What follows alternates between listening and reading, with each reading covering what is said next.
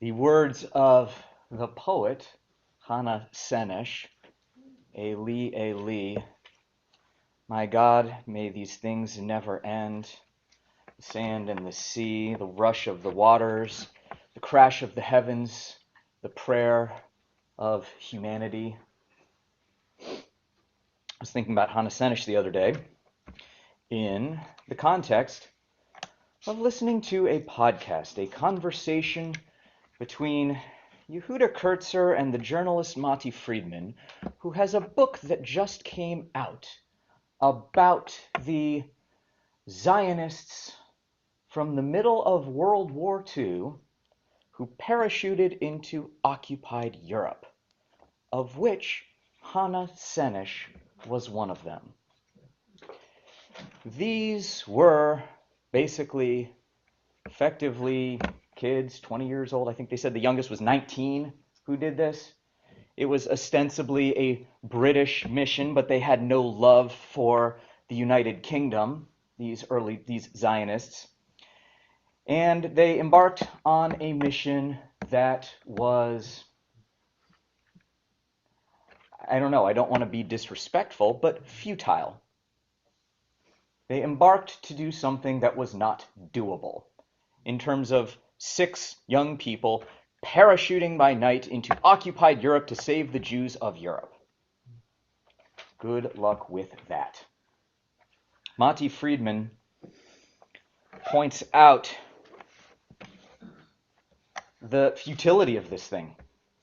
He's the one who has just written this book about them, that they didn't actually have any hope for success. There was no world in which this was going to be a successful thing.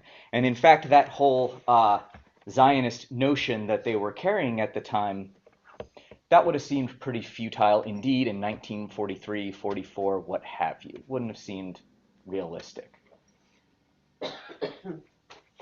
And so, ultimately, it took, he said, this is the funny thing, and he said this is the scary thing. It takes basically 18-year-old kids whose brains are not fully developed to jump out of airplanes and to do these things that are futile, if not foolish, and sometimes lay down their lives, and to make these choices because their brains are probably not fully developed yet, in order to do big and bold things, and that we still ask 18-year-old kids to jump out of airplanes to do foolish and futile things because their brains are probably not fully developed yet, and many of them lose their lives too. So why do we sing Eli, Eli? Why do we lift up the words of Hannah Senesh? It was totally futile, totally irrelevant, didn't change history, didn't do anything to it. But why do we hold on to that?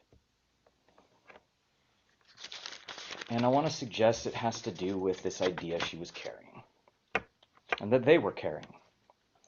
And that takes us to Shabbat HaGadol, the Shabbat before Pesach. From about the 13th century, Tzidkiyahu ben Abraham, known as the Rofeh, says that it is called Shabbat HaGadol because the rabbi is supposed to speak for a really, really, really long time. I'm not kidding. But not a regular Shabbat. That's just my gift to you, Josh, speaking a long time on regular Shabbatot. But if you look at the Luach, it says something curious. It says that actually, no, the reason we call it Shabbat HaGadol has to do with the last line of the Haftarah, which if you noticed from Osnat chanting it, was not actually the last line in that piece of Malachi. It was the second to last line. She actually chanted the last line, what was it, verse 24? And then had to go back again and then re-chant verse 23, because that's actually how it's printed in the book. And we have from the 14th century, David Abu Darham, who says that's the reason it's called Shabbat HaGadol. So clearly we've been calling it Shabbat HaGadol for a lot of centuries, but he was the first one, the earliest one that I could find, who says that it's called Shabbat HaGadol because of that last line in particular to it. You have it, Osnat? That's fine. I have it right here. Hinei anochi sholeach lechem et Eliah hanavi lifnei bo yom Adonai hagadol v'hanora. So it's saying, look at this. We have this whole line about saying, behold, I am sending you, Elijah, the prophet, before the coming of the Yom Adonai, the God day that is Hagadol v'Hanora, great and awesome. And I translate awe as in, that dual valence of it, the awe of how wonderful it is, but also awe as in the terror of it. And how cool is that we get another little Elijah reference right here? Because who goes and visits your Passover Seder, friends? Elijah, thank you, whoever said that. I was waiting on somebody to say it. Now, what is Elijah's role at the Passover Seder? Drink wine. Drink wine, thank you, my friend. I don't think my 103-year-old grandfather is chugging much Manischewitz these days, but it was always his role that when the kids would go to the door, when I was a little kid at the Passover Seders, we would open the door, he would shoot the Manischewitz, and we'd come back and say, look, the wine is consumed. Elijah came in and drank it. You missed it. Now here's the thing about Elijah. My teacher, Steve Sager, Rabbi Steve Sager, Zichrona Livracha, once droshed that Elijah, weirdly enough, is this very consummate reconstructionist. And not reconstructionist in anything that would be antithetical or exclusive to any tenets of conservative Judaism. After all, we know that the founder of Reconstructionist Judaism, Mordechai Kaplan, came out of JTS, the big famous conservative academy. And he said that the reason that Eliyahu Hanavi is such a remarkable reconstructionist is the way that we reconstruct him in every generation. Where else does Elijah the prophet pop up today? Every end of Shabbat. Every end of Shabbat. Where else? Seder. Brit Milah. Thank you. Brit Milah. Elijah is supposed to be this comforting, kind figure in a moment that is fraught with tension as we welcome baby boys into the covenant. It's a heavy moment. There's always wine with him. There's, he drinks well when he comes around, I gather. But then again, at the Passover Seder, too, that he comes in, and my 103-year-old grandpa back in the day, he was probably only in his 70s back then, would drink the wine. And look, Elijah came and whatever, and it was this wonderful, miraculous thing for the little kids. What was Elijah like in the Tanakh, anybody?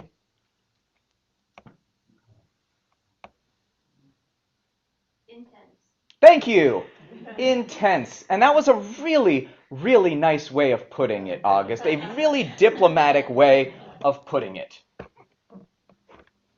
Elijah is famous for what one of my students at Hillel once referred to as the great God-off with the priests of the Baalim. When he says God-off, it's a contest to see whose God is better.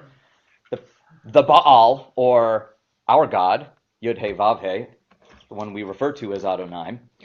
And, of course, the priests of the Baalim do all of their magic and all their stuff and whatever, and the false god doesn't do the thing. And yet Elijah then comes and prays to God, and God lights up the Mizbeach, the altar. Elijah wins the god off. And what does Elijah do as his victory lap? Slaughters each and every one of the priests of the Baalim with the sword himself. Personally. Goes through and runs them all through with the sword. It is Elijah who famously says, Kano kaneti, I am so jealous, zealous for God. Intense is not a bad word. I might even use the word extreme. And I feel like I'm kind of quoting Elijah himself when Elijah says, I am so extreme for God. This is religious fundamentalism, my friends. This is like violence in favor of one's God par excellence. And yet that doesn't seem to be the Elijah that we invite to the Passover Seders or the Brit Milah or any of this stuff.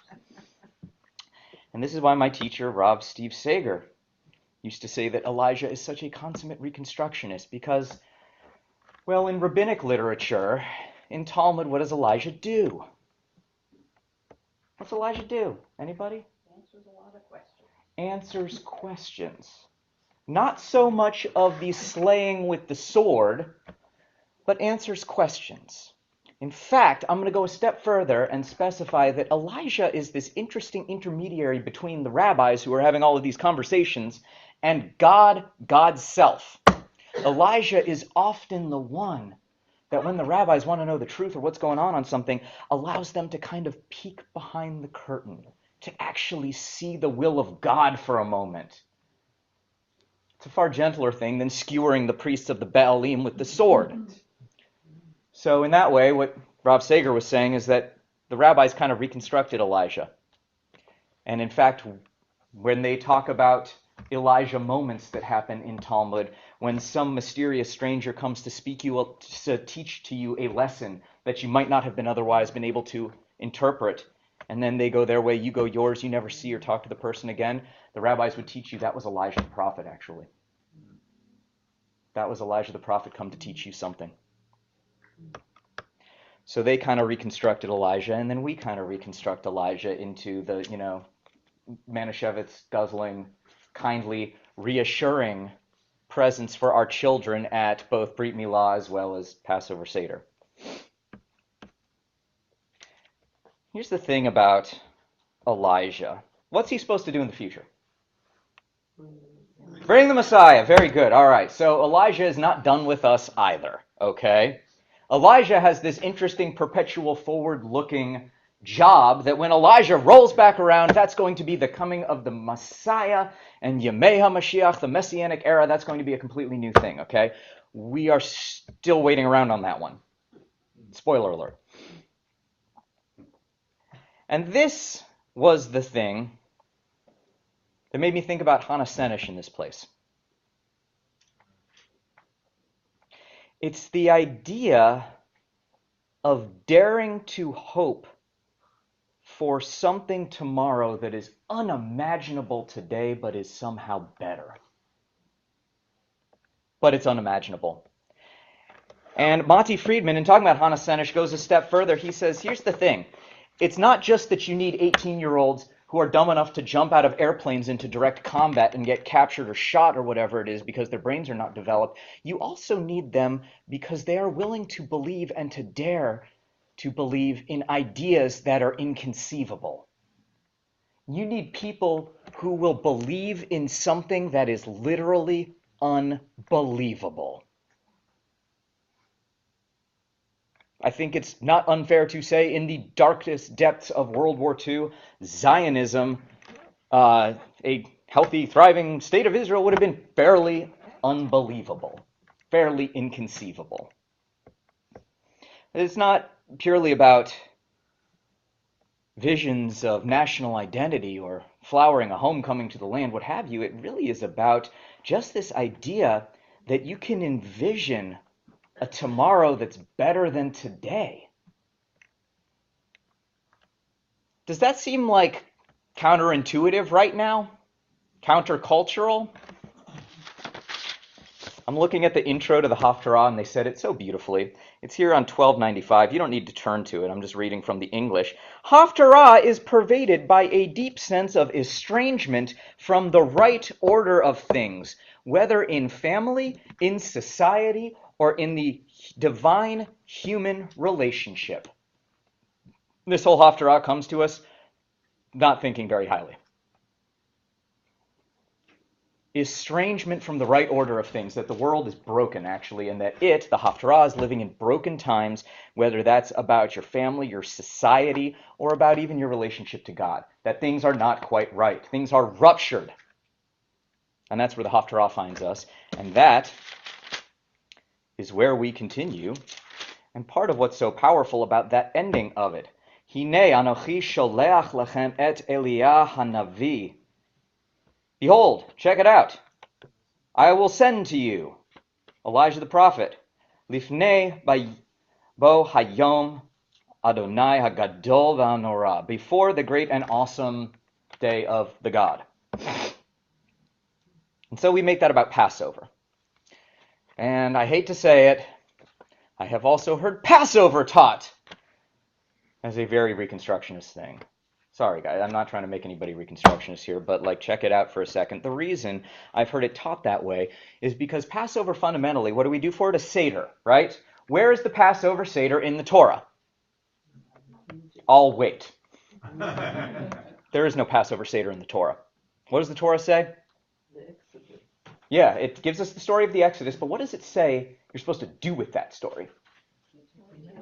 Tell it to your children. Teach it to every generation, so that is if, ke'ilu, they were the ones who left Egypt.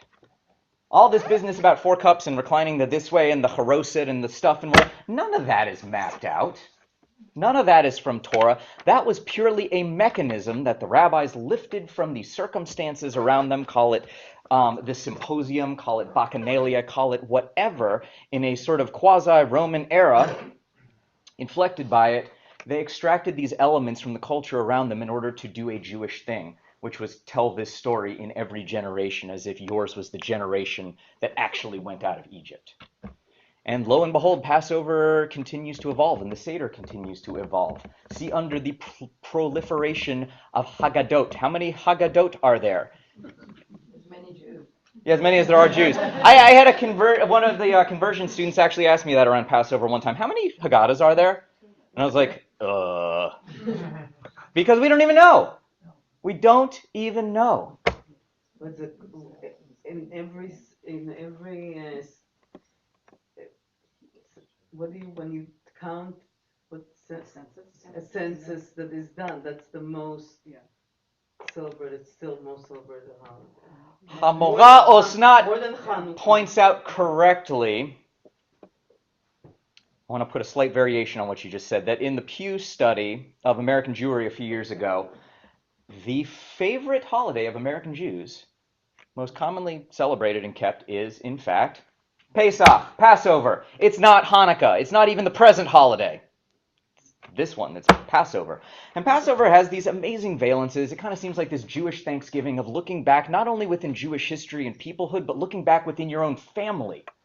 With all the recipes, what you remember from your Passover Seder. It's you taking what you were given, where your roots come from Jewishly, and bringing it to life in the world today for whoever it is who comes to your Seder, whether that's some recipe, whether it's the order, whether it's who leads it. It's all the little things about it that are particular and peculiar to you and your family, the family you were born to and that you come from, as well as your family today. And I think maybe there is a temptation to look backwards with Passover because, it is created in order to tell the story that's in the Torah in every generation as if your generation was the one living it. It's a fundamentally retrospective time. And that's where Elijah comes in. And that's where Hannah Senesh comes in. The fact that Elijah is suffused, interwoven into Passover means that you cannot fully make it about what came before you. You can't make it about the world you came out of. You can't make it about Pharaoh and Egypt and all the stuff and whatever. You can't just do biblical cosplay and pretend that you're doing the Israelite thing with the frogs and whatever else. It's not good enough. And that's why Elijah's there. Elijah is there basically in every generation to let you know 2 things. 1, your generation owns it and write whatever Haggadah you need to. But 2, Passover doesn't work fundamentally unless you are looking forward. And not in a personal way and not on a, individual level, but unless you are actually daring to hope for something better. You have to dare to imagine that the world can be better than the world that you are in right now. And that takes daring. I was listening to this podcast thinking about Mati Friedman and Yehuda Kurtzer talk about the 18-year-olds in Hannah Senesh jumping out of airplanes, and that they were the only people who dared to believe that the world could be different at that time. I was sitting there thinking about myself at 40 years of age. Do I still dare to imagine the world can be better? Do I still dare to believe in the unbelievable, to imagine the unimaginable? What I walked away with it from Elijah at least was, well, I better. Or else. Thank you, Rabbi. Or else, yeah, I was going to say Elijah has no use for the non-believers, as we know from Tanakh. A couple of you caught that. That's good. But this idea that you can imagine a tomorrow that's better than today, actually, and particularly dark times when we have seen, active warfare and combat over the last several years with Israel, with the United States, its rise in anti-Semitism, all of this ugliness, talking to people feeling stress about even coming to a synagogue right now. That was actually a lot of my past week was talking to families in that place. The idea of imagining an unimaginable, better, redeemed world, that's Elijah material. And that's Passover territory. So I want to make sure each and every one of you this year at your Seder, wherever you go, whoever you're with, whatever words you say or songs you sing or frogs or however many glasses of Manischewitz you need to chug so the little kid can believe that Elijah came in the door, you have to make room to believe that something could be better than it is right now. That's the Elijah thing. That's actually what it means to let him in. You have to imagine and live your life and raise up kids, the next generation, teach Torah, whoever it is, in such a way that you can imagine the unimaginable. Not just that it's better, but that there can be a future that you couldn't have even conceived of, that your kids may not be around to experience, but that the world can actually be redeemed. Passover isn't just looking at that generation ke'ilu as if you were part of it. It's actually imagining redemption that could be. But you have to imagine the unimaginable, essentially. You have to believe the unbelievable. And so make sure wherever you go, whatever you put on the Seder plate, whichever pieces that you contain, whatever songs you sing, make sure you leave just a little bit of space for the unbelievable and for the unimaginable and for a better tomorrow. Shabbat Shalom.